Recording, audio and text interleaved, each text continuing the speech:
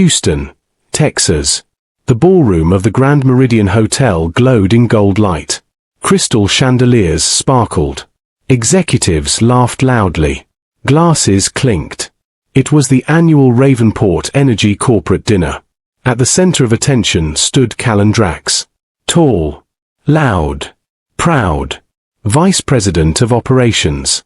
He adjusted his tuxedo and smiled at investors like he already owned the company. Across the room, near the entrance, stood his wife, Mirel. Simple black gown. No heavy jewelry. Hair neatly tied back. Calm. Observing. She had arrived alone. Callan barely looked at her when she walked in. He was too busy entertaining a tall woman in a red dress. Tamsin Vale. Young. Confident. Flashy. She laughed at everything Callan said. Her hand rested lightly on his arm. Mirel noticed. But she didn't react. She simply took a glass of water and stood quietly near the back. Tonight was important. Very important. Just hours earlier, inside a private conference room in Dallas, Mirel had signed a $14 billion international oil distribution deal. A deal that would change Ravenport Energy forever. But nobody in this room knew. Not yet. Not even her husband. At 8:30 p.m., the CEO tapped his glass. "Ladies and gentlemen, welcome." Applause filled the ballroom.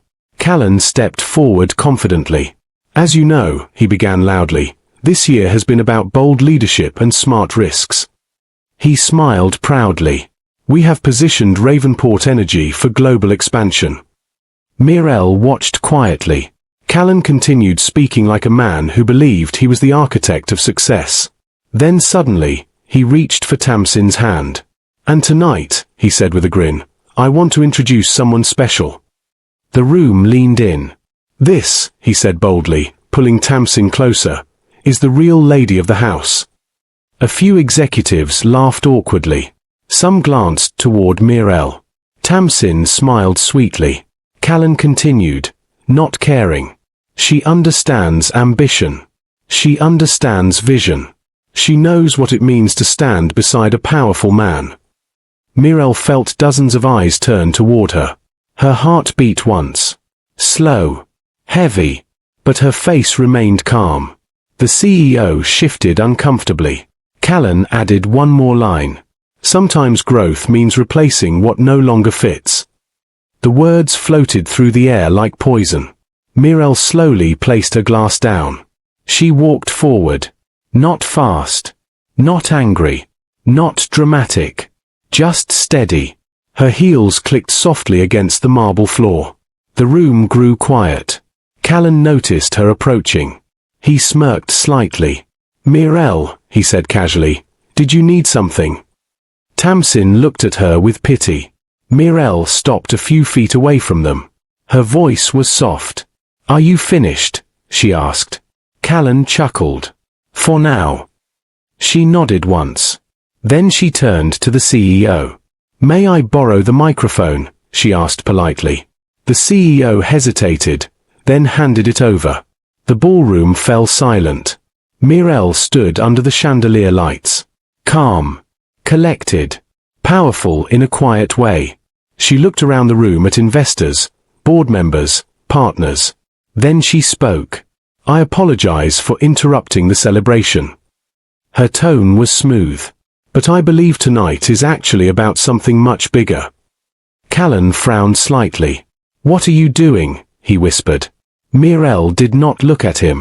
She continued.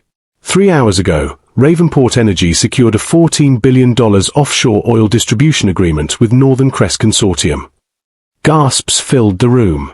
The CEO's eyes widened. "That deal was still under negotiation," someone whispered. Mirel nodded slightly. "It was." She paused. "And it has been signed." Silence. Callan blinked rapidly. "Signed," he repeated. Mirel finally turned toward him. "Yes." The room felt frozen. And then she added one more sentence. A sentence that would change everything. "I signed it." The ballroom did not breathe. Not one glass clinked. Not one fork moved. Callan Drax stared at his wife like he had never seen her before. "You," he said slowly. "You signed it." Mirel handed the microphone back to the CEO. "I did." The CEO stepped forward, face pale but alert. "Ms. Varen led the private negotiations," he said carefully. "She was appointed as Strategic Expansion Director 6 months ago." Murmurs spread across the room. 6 months. Callan turned sharply. "Strategic what?" he demanded. Mirel finally looked directly at him. "Strategic Expansion Director," she repeated calmly. "Board appointed." Callan laughed once, short and nervous. "That's not possible. I'm Vice President of Operations. I would have known." A board member cleared his throat. "Not necessarily." The weight of that sentence landed heavily. Tamsin slowly removed her hand from Callan's arm. Her confident smile faded. The CEO continued. "The Northern Crest Consortium required strict confidentiality. Only 3 executives were authorized." Callan's voice dropped. "And I wasn't one of them." "No," the CEO answered. Silence again. Mirel stepped slightly to the side, giving the CEO space. But she did not step back. She stood firm. An investor raised his voice from across the room. "Is the deal secured?" Mirel nodded once. "Yes. Fully executed. Regulatory filings submitted this afternoon." The investor broke into applause. Then another joined. Within seconds, the ballroom filled with clapping. Not for Callan. For Mirel. Callan felt the sound hit his chest like pressure. He leaned closer to her. "You did this without telling me," he whispered sharply. She answered quietly. "You were busy." His jaw tightened.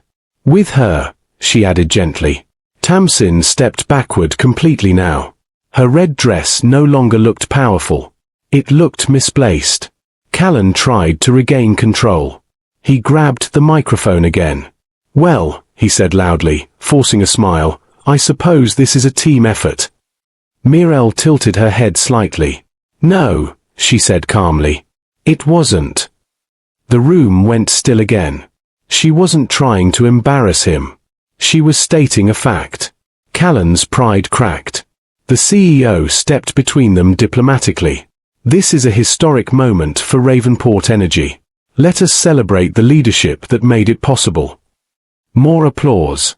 Mirel handed the official contract copy to the CEO. He lifted it slightly for the room to see. Flash. Flash. Flash. Cameras captured the moment. Callan stood frozen beside her. He had just introduced his mistress as the real lady of the house. And now the entire industry was watching his wife become the woman who secured the biggest deal in company history.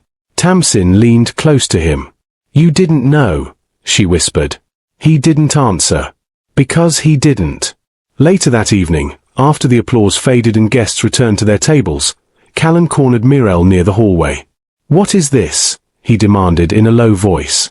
"Since when are you leading oil negotiations?" She looked at him calmly. "Since the board noticed performance gaps." He stiffened. "What gaps?" "Expansion delays. Risk exposure.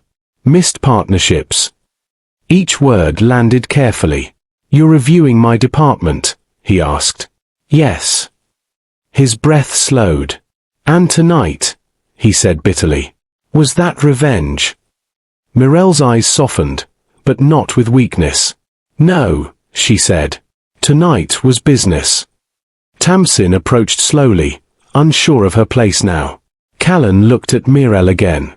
"You embarrassed me." She shook her head slightly. "You embarrassed yourself."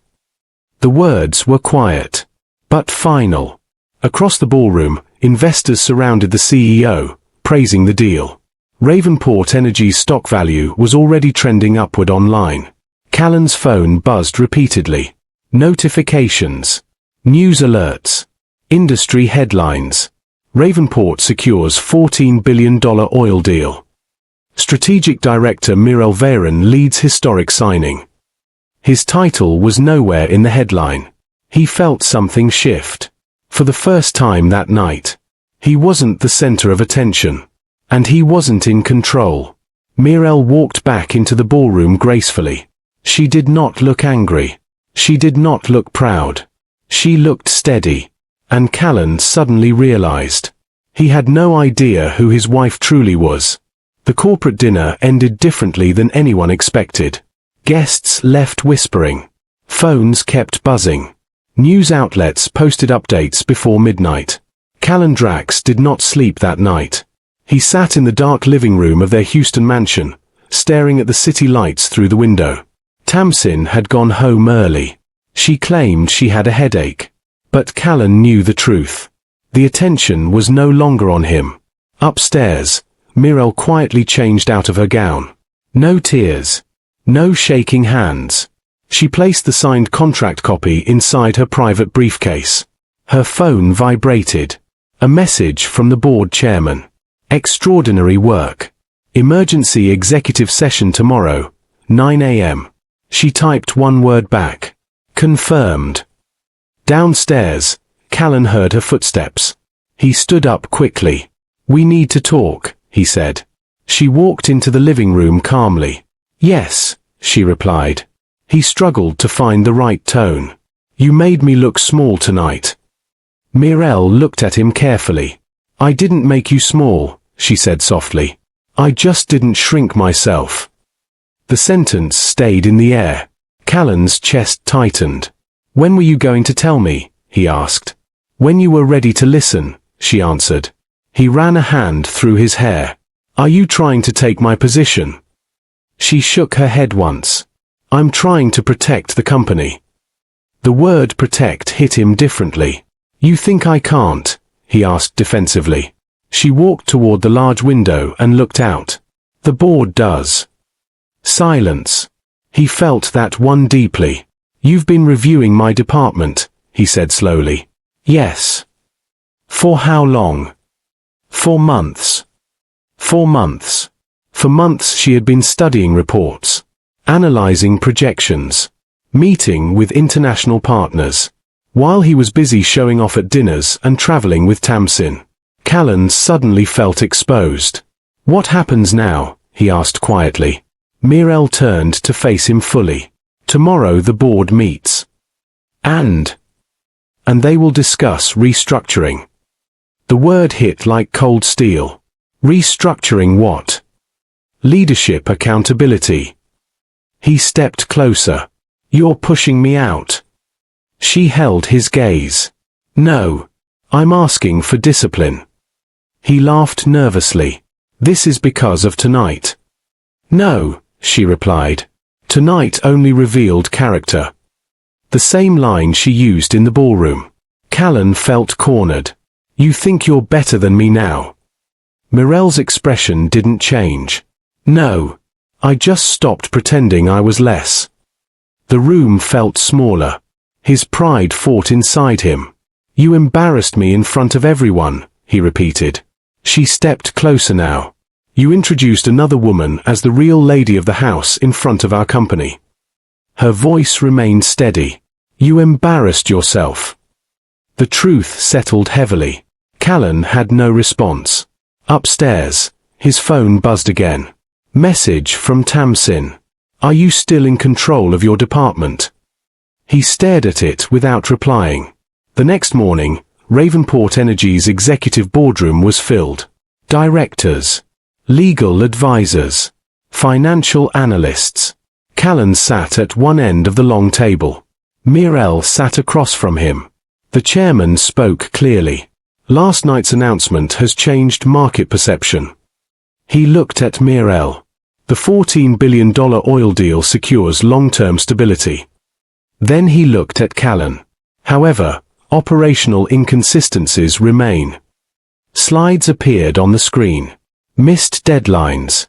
Overextended supply chains. Budget overruns. Callan's stomach tightened. He tried to defend himself. Expansion comes with risk, he argued. Mirel spoke calmly. Risk must be managed, not displayed. The board members nodded slightly. Then the chairman said something that shocked the room. Effective immediately, we are separating contract authority from operational authority. Callan froze. What does that mean? He asked. The chairman answered. Mirel will oversee international contracts and financial compliance. Operational divisions will report jointly. Jointly. Not solely to him. Power had shifted. Not loudly, but permanently. Callan looked at his wife. She did not smile. She did not celebrate. She simply signed the restructuring document placed in front of her. And in that quiet moment, he realized the balance of their entire marriage had just changed. The restructuring was announced before noon. Ravenport Energy released an official statement. Operational oversight strengthened. $14 billion oil deal secured under strategic leadership. Stock prices climbed. Investors responded positively. Financial channels praised the company's new structure. Inside the office, employees moved carefully. They understood what had happened. Power had not exploded. It had shifted. Callan Drax walked back into his department that afternoon. The same office. The same desk. The same nameplate. But something felt different. When staff greeted him, it was polite. Not impressed. Not intimidated. Just professional. His phone buzzed again. A message from Tamsin. So you're reporting jointly now. He stared at it. Another message followed. I don't date men who lose control. He didn't reply. 5 minutes later, another notification came. She had blocked him. Callan slowly placed the phone down. The silence in his office felt heavy. He thought about the dinner. The microphone. The laughter. The words, the real lady of the house. He closed his eyes. For the first time, he understood what he had done. Upstairs, Mirel sat inside the executive conference room reviewing documents. She had not celebrated. She had not posted anything online. She had not mentioned Tamsin again. Her focus was on stabilizing operations. The chairman stepped inside. Congratulations, he said calmly. You handled that with discipline. She nodded slightly. It wasn't personal, she replied. It rarely is, he said. But character always reveals itself. She understood that.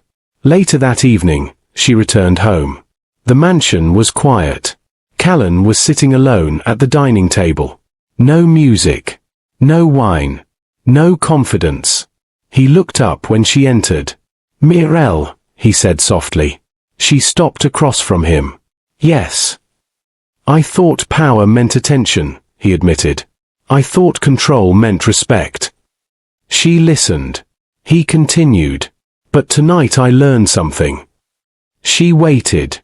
Power without discipline collapses, he said quietly. Her expression softened, not with weakness, but with clarity. And respect, she asked. He looked down. Respect is earned in private, not announced in public. Silence filled the room. She took a seat calmly. I never wanted your position, she said. I wanted partnership. The word hurt him more than any punishment could. I made a mistake, he said. Yes, she answered gently. He swallowed. Is there a way back? She held his gaze. There is a way forward, she said. But not backward. The meaning was clear.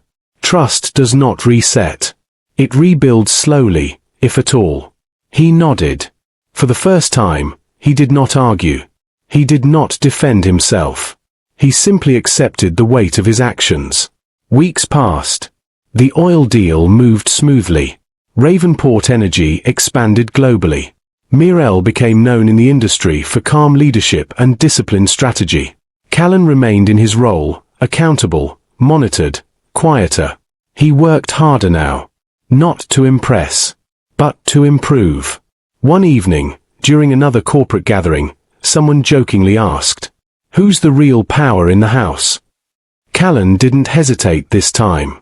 He answered clearly, "The one who doesn't need to say it." Across the room, Mirel heard him. She didn't smile widely, but she understood. Some lessons are expensive. Some words are irreversible. And some power is never loud. If this story opened your eyes, type "real power is quiet" in the comments right now. If you believe respect should never be replaced by pride, like this video before you scroll. And if you want more powerful, emotional stories like this, subscribe and turn on notifications, because the next story will change the way you see loyalty and ambition. Remember, never humiliate someone who stands beside you, because you might discover too late they were the foundation all along.